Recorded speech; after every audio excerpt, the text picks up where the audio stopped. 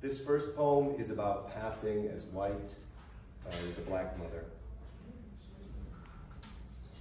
My mother had to tell me. One day I was black and the past almost let her laugh. She had to be told too, but no one ever bothered, so she shared what she had chanced to learn through a life running. They will kill you if they catch you, so you mustn't let them catch you. Even now, I say the word us too much for someone who blends into so many thems, into a crowd of our streets and say our names and syncopated rhythms, knowing equality is the future and always will be. I say stop killing us, even though I already know I can always choose to breathe. If I had been owned by another time, would I brave marching to claim my name, choose pride and right and right and right, overcoming fear, coming for the easiest path, which is around and not through, dodging a whole nation plumb with chimneys vent, picturesque curls of smoke, the slow burn of pain that's learned its best, delivered patient, returning a body's investment over handshakes most of the time, a black seam, a coal running endlessly under every footfall, under a land in unison, in no rush to know when it would run out because it would never run out. I've always had that chance, a good name and eyes light enough to choose to see more than they were seen. You'd be a fool to choose to be prophet instead of reaping it. You'd be a fool to even tell a child he had another way. I knew I was black when I was 7 years old and only knew because before 7 I knew I was white. If I was owned by another time, only a fool would let it slip like I had a choice. They will kill you if they see you, so you mustn't let them see you.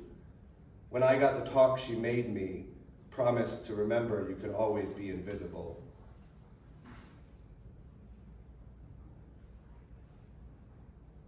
We're gonna read the long one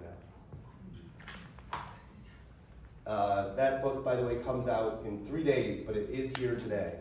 Congratulations. So you can get it now. But I want to make people cry tonight, so we're going to read the poem about my dad almost dying. He did not die. I'll make that clear. This is a happy poem in the end. So remember that. Don't shed a tear. Just cry a little bit. Imperfection and other promises. My dad woke up pale and shaky on the hospital bed and asked me whether the dreams are even his anymore or if he's just watching them. All I can do is gesture and answer. It's still a week before they'll know what's wrong. His is the viscous pragmatism of a mind on diagnostics, medicated beyond every extant symptom, spun up tight and twirling against the relief of its own stories. The landscape of his body, the soft leather of his skin has changed so much since those days when I learned faces through closed eyes, palms grasping at ears, settling on cheekbones. He's porous now, thin and treacly, having absorbed the decades I spent remembering him as sturdy, eyes closed to the way he soaked up time. My dad hasn't stopped dreaming, and I worry over how much he dwells on the mistake of believing in them so long. But have you ever seen someone invincible? He'd sing this song to me about fathers and sons, and he'd cry every time as if he'd never done it before and was just learning how. Big, opulent tears. The kind you get when you know nothing can hurt you, and then something does. He was my hero then. He couldn't do no wrong. He was the wisest and the strongest and the best of men. Now that he's sick, I've been thinking a lot. I think about my dad. Wishing long vowels were a little more literal so words like home could stretch out into the speaker's contentment until they turned real. I know I'm not home enough.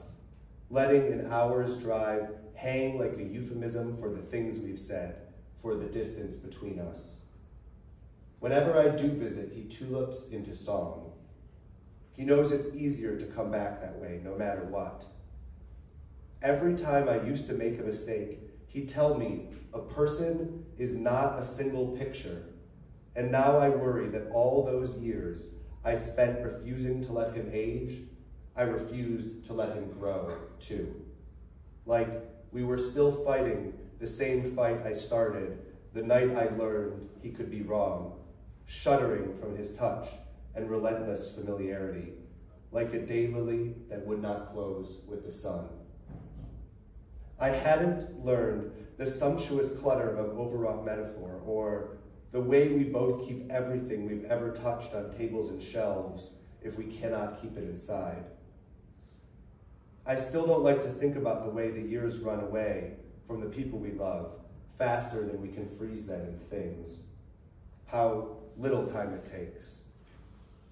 Now that he's sick, I'll have to start practicing how to tell you the man my father was.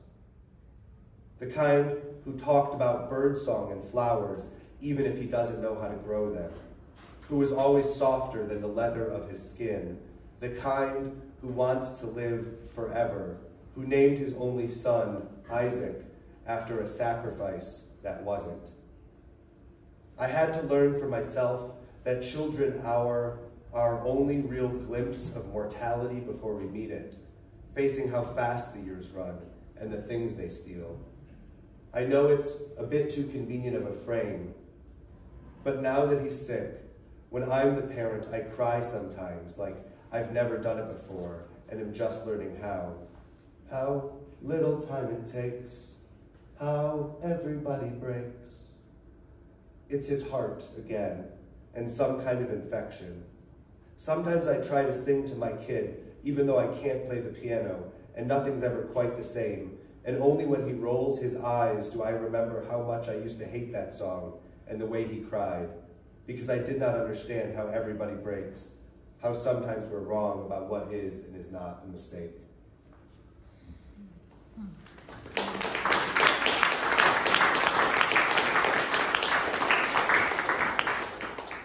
And then we're going to close with a poem from the book. For all the broken things unfixed with nothing left but time to fix them. We've discovered whole vocabularies of disappointment. Maybe I am as old as we all feel, detached as we all think. What if all this talk of a new normal is nothing more than old rumor finally hitting the fan, and we all see the very same thing in ink blot splatters on our separate walls and can't chalk it up to happenstance again?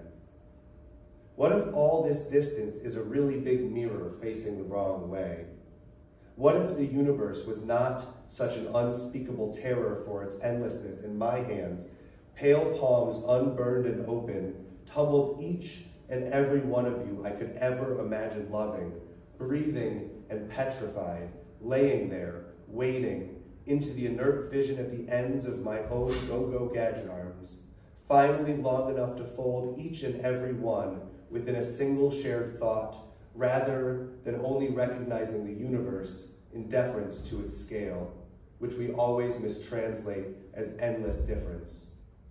Will each and every, or even just one of you, please pity me with this simple kindness?